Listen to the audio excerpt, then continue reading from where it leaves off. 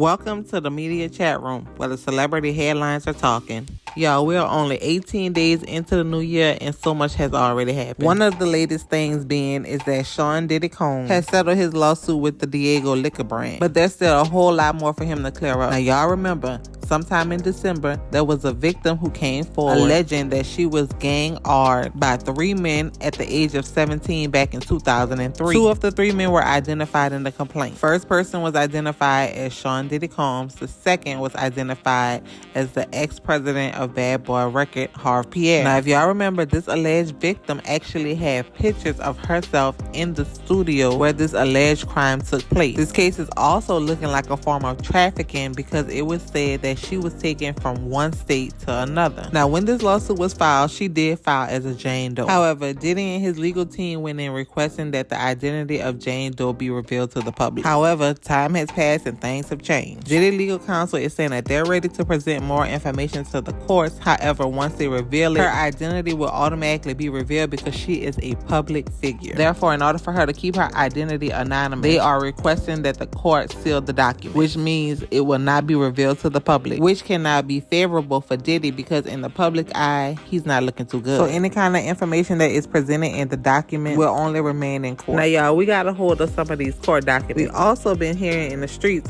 who this alleged person could be. Now, y'all know we definitely gonna get into it, but first thing first, I'm gonna need y'all to like and share the video with everyone that you know. Then subscribe to the channel so that you can become an official Chatty Patty lover, and I promise you're gonna love it. And last but not least, make sure that you turn on your notification bell so that you know when we drop our next video. Now, somebody go ahead and find the gavel because it's time to have order in the court. So, y'all, this is the 4th SA lawsuit that was filed against Diddy since the lawsuit of his ex-girlfriend, singer-songwriter Cassie. As y'all remember, once these lawsuits started to come back to back, Diddy said that he was innocent, and therefore he wanted to protect his name and his legacy, which meant the alleged victim, Jane Doe, identity needed to be revealed. Now, of course, Jane Doe attorneys was not happy about it. They released a statement saying that it was clear that Combs and Pierre only defense to the allegations being made was to shame their client, causing their client to have unwanted public attention about the horrific events that happened in her youth. And now that Diddy is responding to these allegations, some of the responses have information that will release the identity of Jane Doe, who is an alleged victim, because she is a public figure. Therefore, Diddy attorneys is asking that these records be sealed. And with this request, they're saying that the plaintiff have agreed. Therefore, now the judge just needs to make a ruling. Now, y'all, once this hit the air, everybody started to put on their Inspector Gadget goggles and run some names. So I was looking for one, so I know what the streets are saying. But of course, I can't say nothing. So what we're going to do is we're going to spin around the block again. We are going to review some of the facts in the complaint so we can see if we can all come up with the same conclusion. Now, y'all, Media Takeout was one of the first people who dropped this information. And they had said that if 50 Cent got a hold to who this alleged victim is, he was going to have a field day. So, y'all, we're going to call that clue number 1. Clue number 2. This happened in 2003 when the alleged victim was 17. Therefore, right now, they will be age 36 or 37, depending on their birthday. Clue number 3.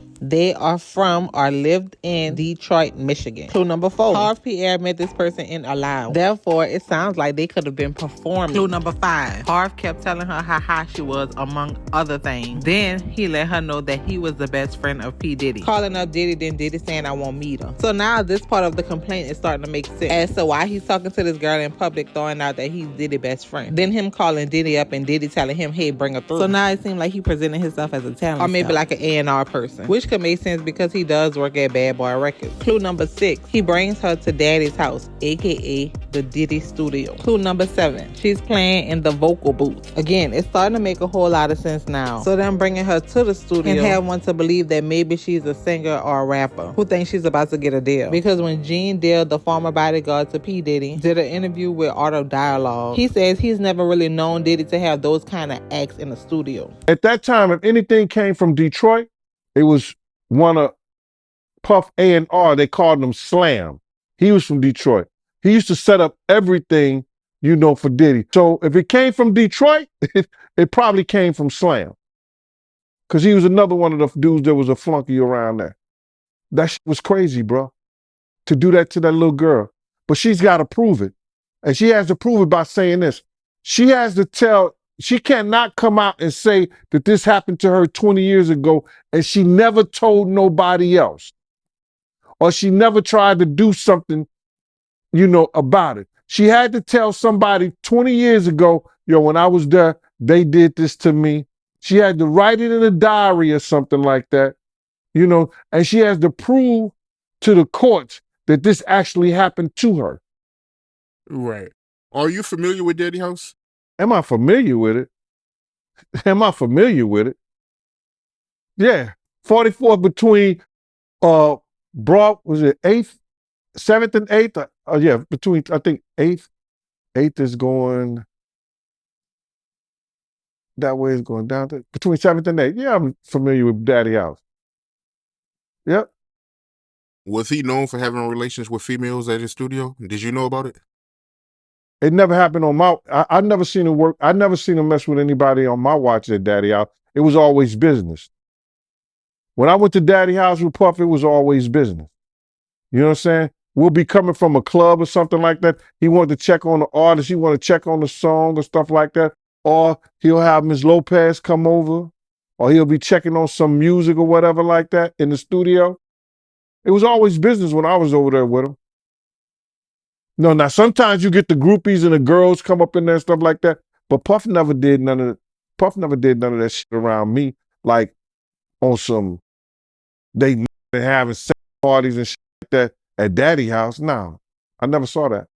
So I included that to say she's definitely probably an entertainer who was lured to the studio to think that they were probably about to get a record deal. Clue number 8, she is a citizen of Canada. So that's all the clues that we have to give. But I'm pretty sure that these documents will be sealed, being that both parties are in agreement. So as of right now, it's going to continue to be a speculation. And y'all, like I said, this is probably in the best interest of P. Diddy. Because although we thought that we've heard the worst, we don't know how much worse it could actually get. And as we've seen over the last few months, the court of public opinion is very damaging to people and their brand. Now, y'all know we're going to continue to follow up with this story. So, meantime, in between time, Chatty Patties, it's time to hop in those comments. Let me know your thoughts on this case being potentially sealed. Have you all heard of any names being dropped as it relates to this lawsuit? Were those clues enough sprinkle to help you kind of develop a thought as to who it could be? Or are you tired and done with all these P. Diddy cases and think that they're all just a bunch of money grabs? Y'all definitely go down in the comments and let me know your thoughts and opinions, because I would love to know what you guys are thinking. Now, before you go, please continue to support the channel by liking and sharing with everyone that you know. Also, don't forget to hit the subscribe button so that you can become an official Chatty Patty lover.